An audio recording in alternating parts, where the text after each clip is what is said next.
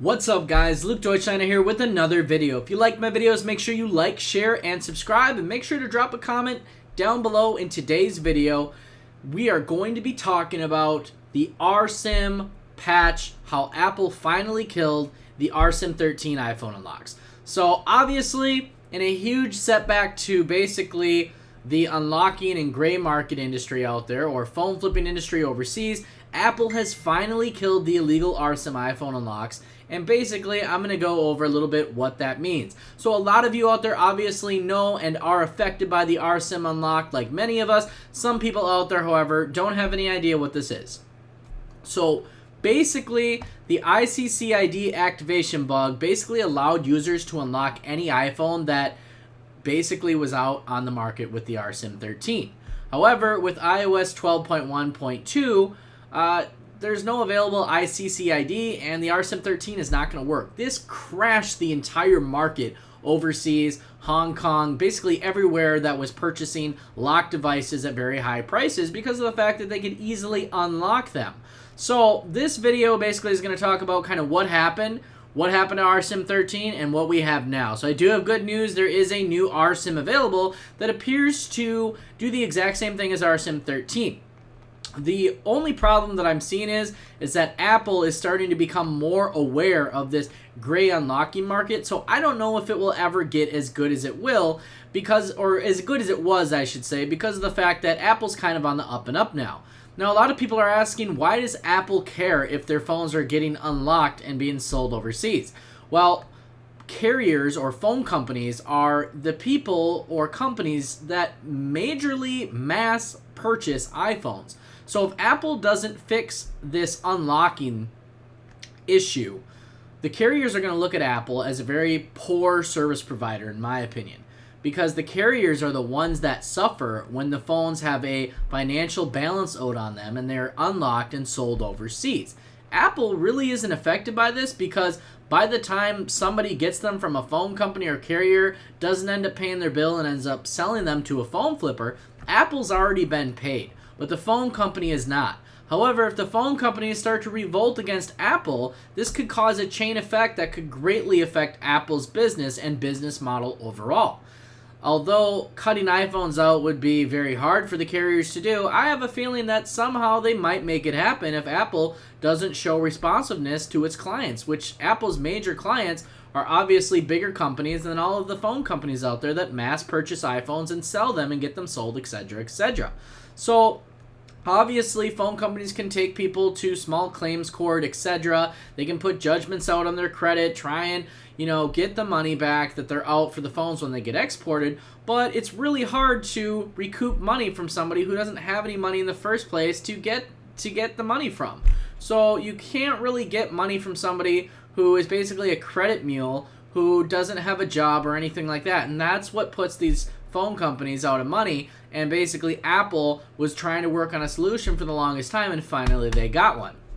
However, as I've said in earlier videos, the Rsim market and the overseas gray unlocking market has an extremely big demand, and for this reason we've already got a new Rsim out. So right here on the screen, I'm just going to go over Rsim 13. I'm going to kind of do a little scrolling here so you can kind of follow along. So the Rsim Smart Activation Unlock SIM card, like I said earlier in the video, literally would unlock basically any iPhone and give you a clean ICCID, and basically just unlock the phone. I mean, it was awesome, especially for people out there phone flipping or exporting overseas. So basically the Rsim 13, you didn't need an activation card, you didn't need to do any kind of hardware, you didn't need the unlock SIM either. It's basically a 3-in-1 Rsim activation unlock SIM card. So Rsim 13 was really awesome, and obviously it was up to date, and it hadn't been patched for quite some time. So when this bug or unlock mechanism got killed by Apple, it really hurt the market. I'm sure everybody out there has noticed that locked phone prices have gone way, way, way down. However, today I want to present Rsim 14. So some of you have probably already seen this out. Some of you haven't. It's pretty fresh to the market. I personally haven't gotten my hands on one yet, but I do want to check them out and see how they are working compared to Rsim 13. But here it is. So this is Rsim 14, just going to scroll back to the top. So basically Rsim 14 seems to be From the description anyways, I have not tried it yet, but it seems to be an improved version almost of Rsim 13. So Rsim 14X, basically it says the world's first universal SIM unlock card. Rsim's team's leading patent design allows Rsim 14 to unlock any compatible ICCID unlock cards such as iPhone XS Max, XR, XS, X, 6, 7, 8, and Plus. So it should be kind of interesting. So the Rsim 14 actually combines dual SIM card reverse slot with iPhone traditional single SIM card slot. So I really think that this is going to be the next king of unlocking. The Rsim 14 carries the ICCD AI Cloud Universal Unlock program designed by the team, and it basically makes the iPhone easy to unlock. It sounds like they've done a really great job. Obviously, like I said in my other videos, there's a huge demand for these RSIMs, and the company and the teams behind these RSIMs, they don't want to keep losing money, so they're obviously going to come out with a patch or some kind of new SIM. Here it is, the Rsim 14. So it's kind of interesting. This is kind of a picture. This is what it looks like. Now, one thing that they are stating or claiming here is that the Rsim 14X is the world's first universal SIM unlock card, and it is extremely small.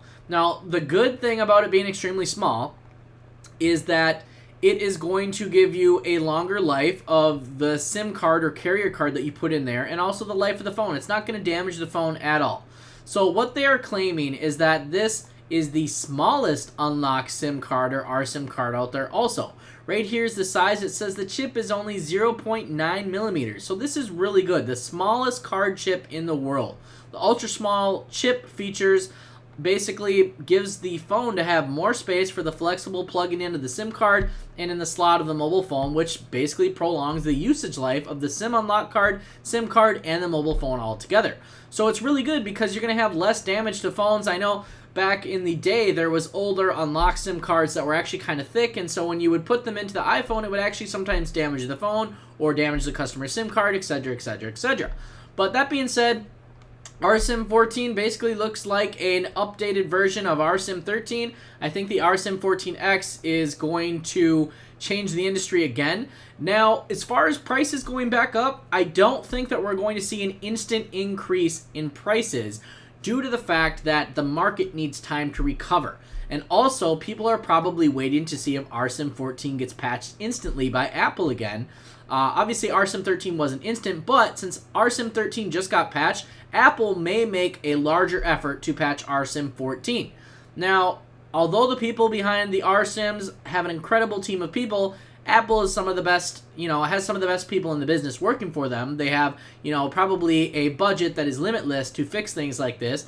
I don't know what the budget of the creators of Rsim 14 are or the Rsim team, but it looks like they're doing a really good job to keep up with Apple and to get RSIMs back out into the market and hopefully get the prices of locked phones back up and kind of fix that part of the market. Yes, it's kind of a gray part of the market, but this is a topic that I wanted to touch on because I know a lot of people out there have been personally affected by it. I've also been seeing a lot of people who are direct buyers who are actually leaving the industry due to the fact that locked prices are way down. Imagine if you were sitting on, say, 400 phones, and let's just say you ended up losing $70 a piece because Rsim is down. That's $28,000. So there are a lot of people out there who were affected by Rsim, especially the bigger buyback companies out there. So it's a very interesting topic. I would love to hear everybody's feedback down below in the comments. I kind of want to see what people think of the Rsim 14. If you've heard of it, great. If you haven't, let me know what you think.